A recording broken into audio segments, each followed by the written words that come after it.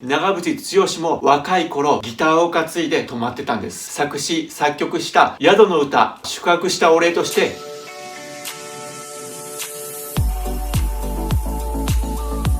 こんにちは、すみやきです。このチャンネルでは海外のこととか旅のことをお話ししています。今回はインドに行くと長渕剛が若かった頃滞在していた宿、その宿に泊まることができますという話をさせていただきます。その宿はインドのバラナシという町にあります。このバラナシはヒンズー教、仏教の一大聖地で、三島由紀夫の北条の海や遠藤周作の深い川の舞台としても登場し、ガンジス川沿いにある町なんですが、人々はごった返し、ガンジス川で沐浴をする人、ガートと呼ばれる亡くなった人たちを焼いて、その灰をガンジス川に流している場所、たくさんの旅行者たち、お祈りをするインド人たち、旅行者から少しでも何かをもらおうとお金や物をねだる物乞いたち、そしてそういった旅行者たちを狙うスリたち、生と死、生と悪、様々なものが混沌と存在する、そういった街、それがバラナシだと思います。このバラナシの街を訪れ、人生観が変わった旅人はたくさんいると思います。三島由紀夫も遠藤周作も長渕剛もそうだったのではないでしょうか。長渕剛の歌にもガンジスという歌がありますよね。あの歌もこのバラナシに滞在した時、もしくはバラナシに滞在した時を思い描いて作った歌なんじゃないかと思います。そして長渕剛がこのバラナシで泊まっていた宿なんですが、その宿には私も泊まったことがあります。どういった宿かまた後ほどお伝えしようと思いますが、その宿の名前は久美子ハウスと言います。もし遠藤周作が好きな方であれば、深い川という本を読んでみてください。その深い川にもこの久美子ハウスが出てきます。深い川に書かれている一節を読み上げますね。愛を求めて、人生の意味を求めてインドへ向かう人々、自らの生きてきた時間を振り仰ぎ、母なる川ガンジスのほとりに佇む時、大いなる水の流れは人間たちを次の世に運ぶように包み込む。人と人の触れ合いの声を力強い沈黙で受け止め、川は流れる。この小説はですね、すごく面白いんでおすすめなんですけど、ある初老の男性が奥さんを亡くしてしまうんですね。奥さんを亡くして一人ぼっちになった家。そうするとどこに食器が置いてあるのか、それさえも分からず、自分がすごく妻に頼ってきたこと、妻がいないと家のことが何もできないこと、そういったことに気づくんですね。そしてやりきれない感情のままあるお告げを受けるんですね。自分の妻の生まれ変わりがインドにいると。そしてそれまで目に見えないものとか、そういったことを全く信じてなかったその初老の男性は、その言葉を頼りにインドへ行くツアーに参加してインドへと赴くんですね。そしてインドで何が起こるのか、バラナシでその男は何を見るのか、そういった小説なんですね。素晴らしい小説なので、ぜひ機会があったら見てほしいんですが、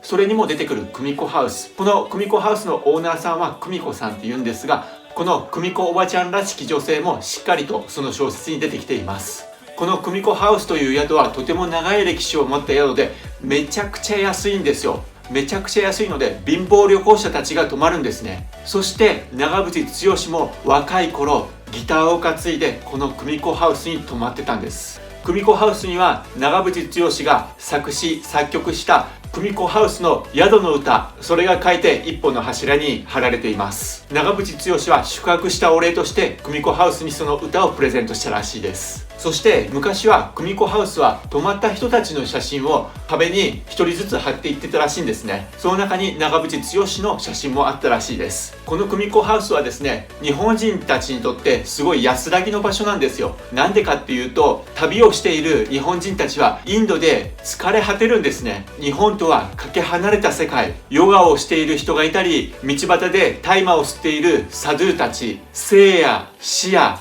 良いものや悪いもの、様々なものが混在したような世界を見て、旅人たちはだんだん消耗し疲れていきます。そんな時、バラナシにある久美子ゲストハウスに行きます。めちゃくちゃ安い料金で泊まれます。しかも朝食付き。その朝食がなんと味噌汁付きなんですよ。この味噌汁がすごい美味しい。もう何ヶ月も日本食が食べれてなかった。そんな時にあの味噌汁が出てきて食べれるんですよ。この感動と言ったら、その味噌汁一杯を飲むだけでですね、旅をしている日本人たちの心がどれだけ救われるか。あの久美子ハウスの味噌汁の味は忘れられない、そう思っている元旅人たちはたくさんいると思います。ここの久美子ハウスのオーナーの久美子さんはですね、すごい豪快な人で、肝っ玉おばちゃんみたいな感じの人で、そんな安宿にやってくる日本人なんて、もう破天荒な日本人たちばっかりなんですよ。要するに悪ガキたちばっかりなんです。そういう奴らがガンガンやってくるんですよ。それを取りまとめてるのが久美子さんなんですよ。なのですごい肝っ玉おばちゃんぶりを発揮してるんですよね。その宿は3階建てなんですが、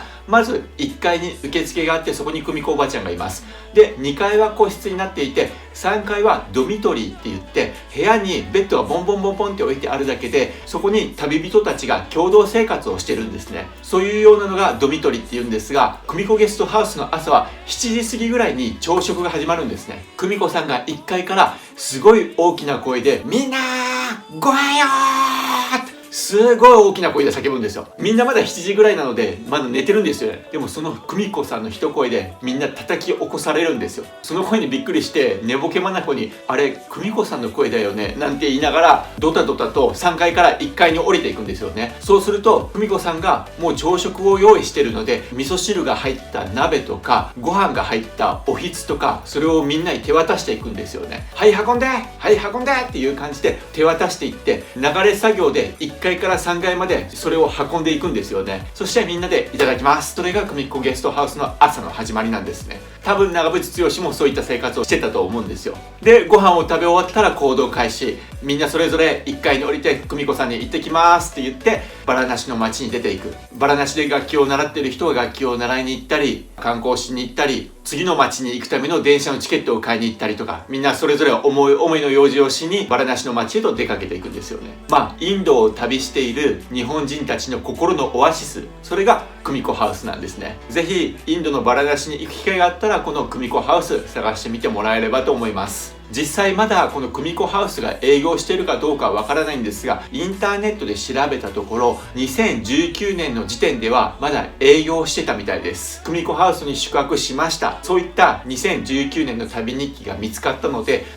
今も営業してるかもしれませんし、万が一もう営業してなかったとしても、その久美子ゲストハウスがあった場所、それは見ることもできると思うので、バラナシに行く機会があったら一度足を運んで、若かりし頃の長渕剛はここに泊まってたんだなと思いを馳せるのもいいと思います。ちなみになんですが、若かりし頃の朝原将校もヨガ修行のためにバラナシに滞在して、その時は久美子ハウスに泊まっていたらしいです。今回はインドにある伝説の宿、長渕剛も泊まったことがある久美子ハウスの話をさせてもらいました。このチャンネルでは海外のこととか旅のこととか面白いことをお話ししています。この動画を見て面白いなと思った方はぜひチャンネル登録お願いします。またいいねがあるとモチベーション上がるので、動画を閉じる前に言ってるからしょうがねえなぐらいな感じでいいので、ポチッといいねボタンを押してもらえれば嬉しいです。あと Twitter もやってますし、スタンド FM でもいろいろお話をしています。こちらもフォローよろしくお願いします。それではまた次回お会いしましょう。バイバイ。